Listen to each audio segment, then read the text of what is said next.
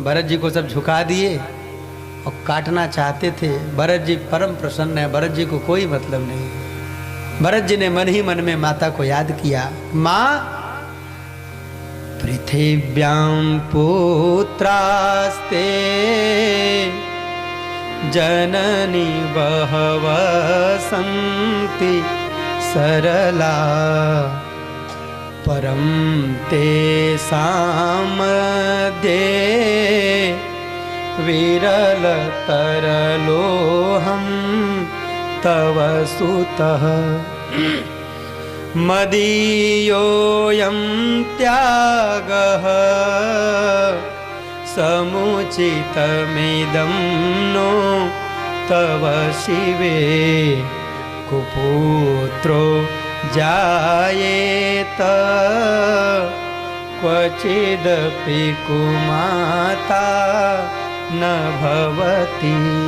भरत जी ने कहा, माँ पुत्र कपुत्र हो सकता है, पुत्र कुपुत हो सकता है, लेकिन माता कभी कुमाता नहीं हो सकती। माँ आप भी तो वही परमात्मा हो, आप भी तो वही चित शक्ति हो, आप वही सत्य शक्ति हो, चित शक्ति हो, आनंद शक्ति हो। आप में और परमात्मा में कोई भेद है क्या?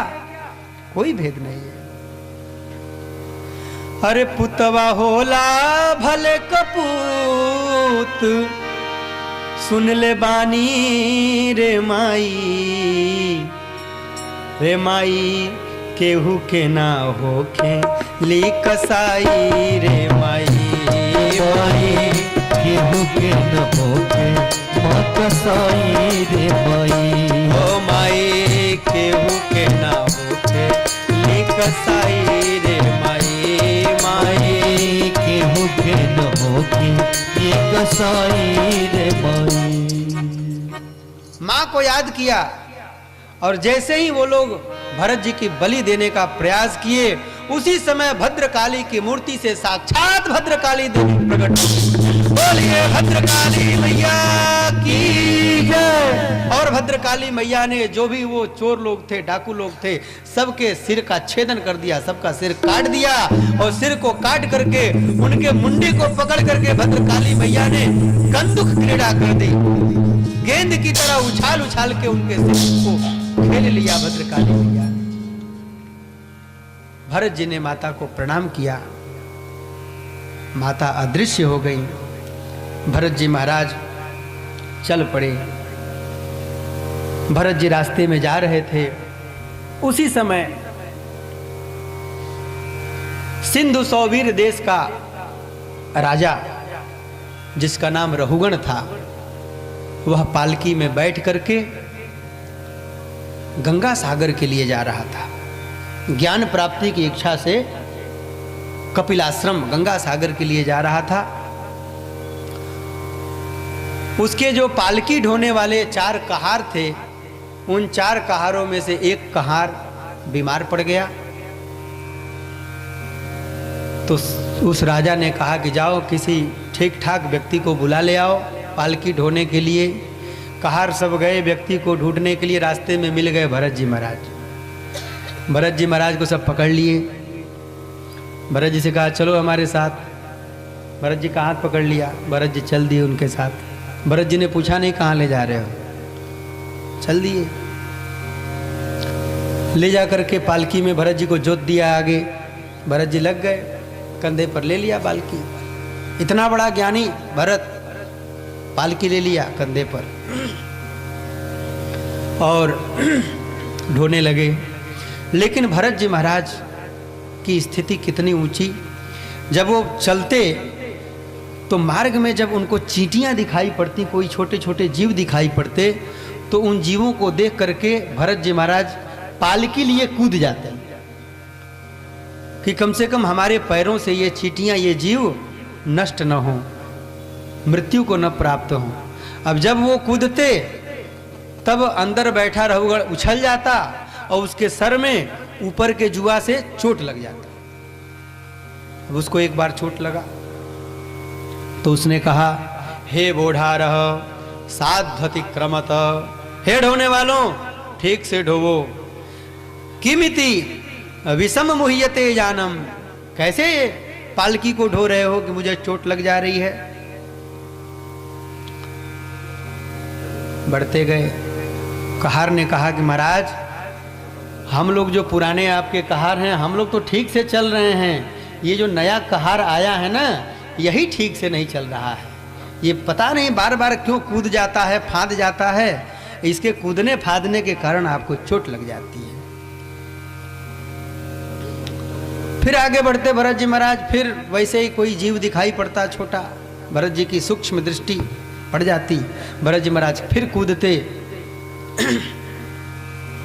फिर चोट लगा। फिर उसने कहा कि अरे भाई, माम कदर्थे कृत्य भर्तृशासन मति चरसी, मेरी अवहेलना करके मेरी आज्ञा का पालन ठीक ठीक तुम लोग नहीं करते हो। अभी मैं तुम लोगों को ठीक कर दूंगा। भर्तृशासन मति चरसी प्रमत्तस्य चते करोमि चिकित्साम, मैं तुम्हारी चिकित्सा कर दूंगा, तुमको मैं ठीक कर दूंगा। तुम मुझे समझते नहीं हो, मैं सिंधु सौवेर देश का राजा रहुगण हूं। तुमने मेरा नाम नहीं सुना क्या? मुझे तुम कोई सामान्य व्यक्ति समझते हो? भरत जी के मन में दया आ गई। भरत जी के मन में दया आ गई। क्यों दया आ गई? वह जो सिंधु सौवेर देश का राजा था रहुगण, वह वही हिरण था जिसको भरत जी ने पाला था। वह जो हिरण था वो राजर्षि भरत का चिंतन करता था। राजर्षि भरत ने उसका चिंतन किया तो मृग शरीर में प्रविष्ट हुए, और वह जो मृग था, हिरण था, वह भरत जी का चिंतन करता था, इसलिए वह राजा बन के आया। जब भरत जी ने सोचा कि मैंने इसको पाला था, आज ये अभिमान से ग्रसित हो गया है, इसकी दुर्गति न हो जाए, उसके ऊपर दया आ गई। और दया करके पहली बार भरत जी ने बोला। भरत जी ढो रहे हैं, ढोते ढोते भरत जी ने कहा, त्वयोदितं व्यक्तम विप्रलब्धम भर्तु समे स्याद् यदि वीरभारः गन्तुर्यदि स्यादधिगम्य मध्वा पीवेति रासौ न विदाम प्रवादः। कहा, अरे राजन, तुम किसकी चिकित्सा करने की बात कर रहे हो? क्या मेरे इस शरीर की चिकित्सा की तुम बात कर रहे हो? यदि तुम समझते हो कि मैं शरीर हूं तो ध्यान से सुनो, मैं शरीर नहीं, मैं तो सतमय, चितमय, आनंदमय आत्मा हूं। किसकी चिकित्सा करोगी? इस शरीर की चिकित्सा करोगे या इस शरीर के अंदर जो शरीरी है, जो आत्म तत्व विद्यमान है, उस आत्म तत्व की चिकित्सा करोगे? किसकी चिकित्सा की बात कर रहे हो?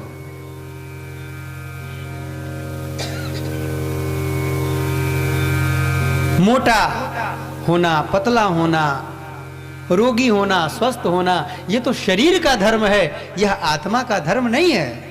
जब इतना सुना रहुगण, तो रहुगण अपनी पालकी में से कूद गया, और कूद करके साष्टांग पड़ गया चरणों में। कहा, महाराज सही सही बताइए, आप हैं कौन?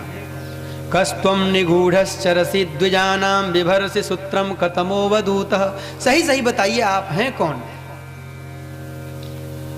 आपके कंधे पर एक यज्ञोपवीत दिखाई पड़ रहा है, इस यज्ञोपवीत से लगता है कि आप तो ब्राह्मण हैं। कहीं आप कपिलदेव भगवान तो नहीं हैं, मैं जिनसे सत्संग प्राप्त करने के लिए गंगा सागर जा रहा था? कहीं आप वही तो नहीं हैं जो अवधूत के वेश में मेरे ऊपर कृपा करने के लिए मेरे समक्ष आ गए हैं? मुझसे तो बड़ा अपराध हो गया है। हे भगवान, आप मुझे क्षमा कीजिए। नाहम विशंके सुरराज ब्रजान्न न त्यक्ष शूलान नयमस्य दंडात नाग्न्यर्क सोमा निलवित्तपास्त्रात छंके भृशम ब्रह्म कुलावमानात्। महाराज, न मैं इंद्र से डरता हूं, न मैं यमराज से डरता हूं, मैं केवल ब्राह्मणों के अपराध से डरता हूं कि कहीं हमसे किसी ब्राह्मण का अपराध न हो जाए। महाराज, ब्राह्मणों की बड़ी महिमा है, मैं ब्राह्मणों से बहुत डरता हूं। आप कौन हैं? कृपा करके आप मुझे बताइए। महाराज आपने कहा कि शरीर का धर्म है मोटा होना, पतला होना, लेकिन महाराज कभी कभी शरीर के किसी अंग में चोट लग जाता है तो क्या आत्मा को कष्ट नहीं होता?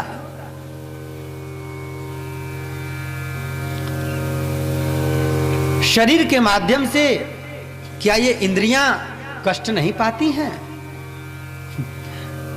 भरत जी हंसने लगे और भरत जी ने डांटते हुए कहा, अको विदह को विदवादवादान वदस्यथो नाति विदाम वरिष्ठः। अरे अको विदह, अरे मूर्ख, तुम हो तो मूर्ख लेकिन विद्वानों की तरह बात करते हो। तुम इंद्रियों की तुलना आत्मा से कर रहे हो, तुम शरीर की तुलना आत्मा से कर रहे हो। आत्मा में और शरीर में तुमको अंतर नहीं समझ में आता है। कहा महाराज, जिस तरह से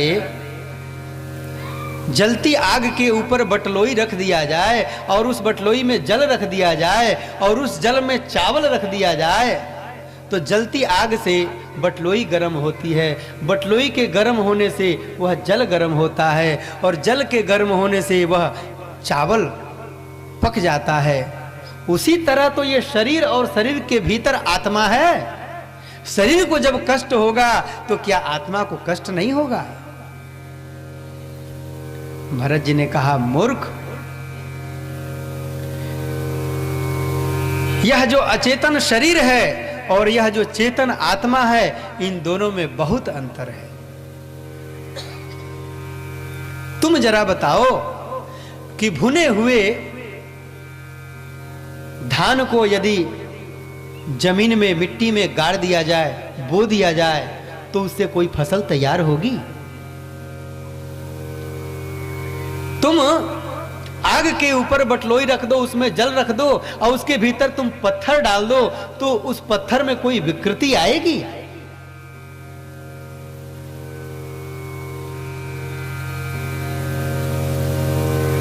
यह जो चेतन आत्मा है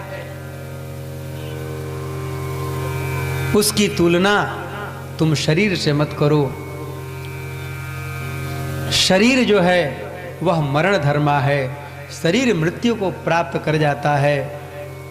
शरीर जब मृत्यु को प्राप्त करता है तब यह इंद्रियां भी काम करना बंद कर देती हैं, लेकिन वह जो शुद्ध चिन्मय स्वरूप आत्मा है वह परमात्मा का स्वरूप होने के कारण वह परमात्मा को ही प्राप्त हो जाता है।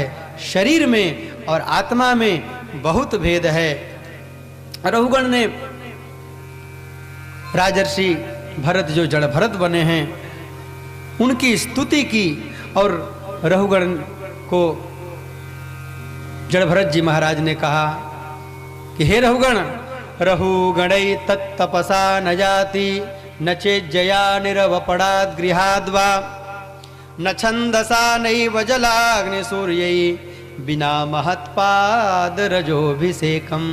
तुम जिस ज्ञान की प्राप्ति की चेष्टा में भटक रहे हो वह ज्ञान इतने सहज ढंग से नहीं प्राप्त होता है। जब तक दीर्घ काल तक व्यक्ति सत्संग न करे, साधुओं के सभा में जाकर के संतों के चरण का पूजन न करे, उनके चरण धूलि को अपने मस्तक पर स्थापित न करे, तब तक व्यक्ति को ज्ञान की प्राप्ति नहीं होती।